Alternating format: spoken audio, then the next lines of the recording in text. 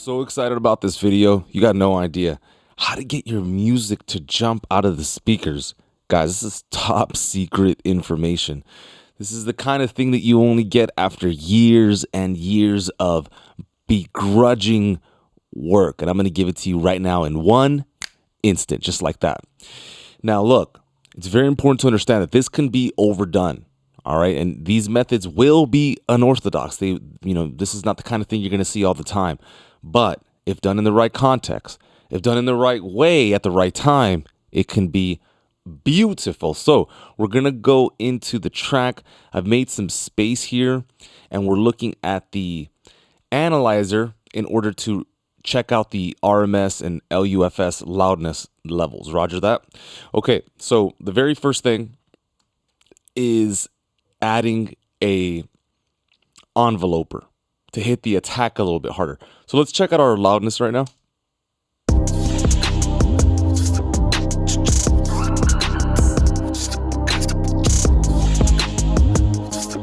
All right, so number one, you can see the song's already kind of loud.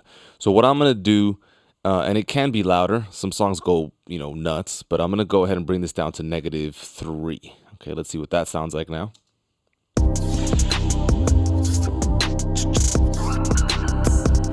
All right, so that's giving me a lot more room right there, okay, team? So then now, I'm going to do this before the imager. I'm going to put an enveloper. You could use a transient shaper. I mean, there's tons in the market. I really like the one by Native Instruments, but just for the sake of getting this going, I'm going to use this enveloper. So to be clear, I'm taking the attack phase of this song, the initial transient. What do I mean by transient here? Listen to this, okay? Ready? That's me smacking the microphone. That's called a transient, right? It's the loudest peak in a signal, a drum part, a vocal, whatever it is, just that initial, right? All right, so what I'm going to do is I'm going to enhance that signal so it sounds louder in essence, okay? I'm going to go ahead and increase the sustain a little bit, do that right here. Okay, let's see what this sounds like in contrast to what we had before.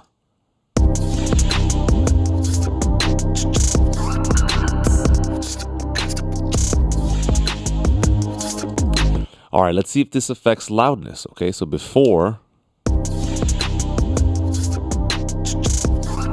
we're at -10, let's call it. Okay, and then with this, you can see we went up significantly. So I don't want to go up that much because I want to show you multiple stages of getting your music to jump out of the speakers, okay? And so let's look at this now.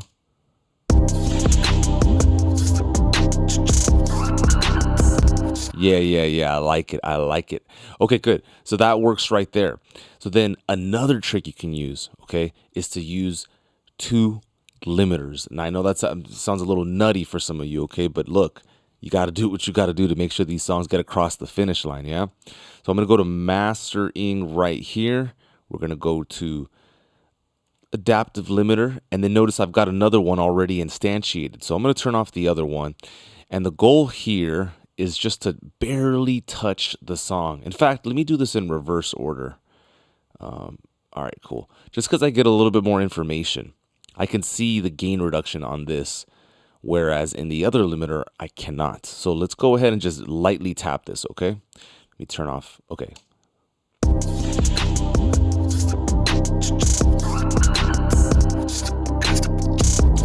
Okay, so you can see that this limiter is just kind of, oops, let me go back. Hold on, let me play this again.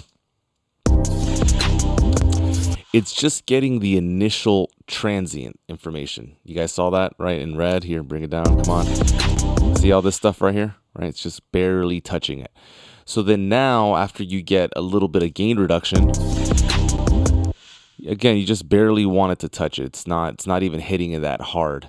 And if you wanted to hit it lighter, you can do things like back off the attack, back off the look ahead.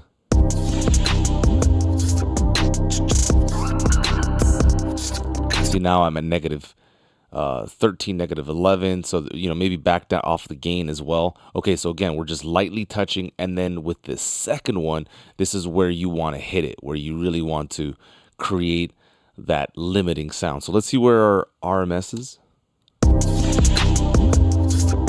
So again, I don't have that much room, but we got some. So let's go. I'm going to put this ceiling at negative. Let's go with 1. This is a modern song, so you can do this kind of thing.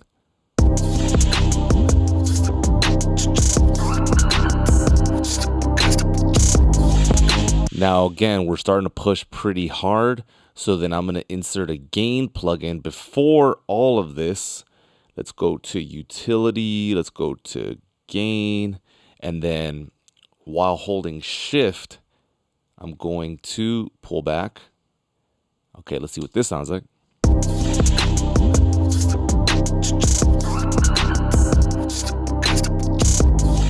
Okay, good. So I'm around -8.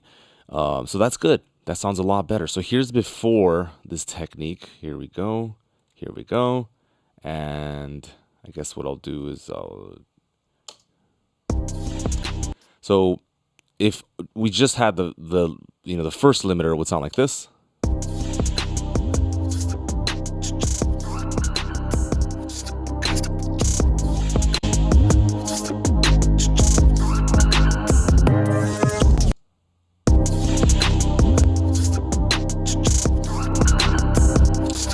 So just by adding the transient shaper or enveloper, and by adding that second limiter, you can get your music to jump out of the speakers. Now remember, this is genre contingent. Do not do this on a ballad or something like that. I mean, maybe a little bit if it needs it, but really this is more for modern stuff that needs to kind of poke out of the speakers. You could do this on a track level, obviously, but right now I'm talking about mastering and getting your music to jump out of the speakers. Try out these techniques, see how they work for you. One more side note, when it comes to the limiting, make sure the first limiter is just kissing the signal, it's just touching it, right? Just hitting the initial peaks so that by the time you limit it with the second one, you can go ahead and crush that, okay? All right, team, I'll see you in the next video. Let's go.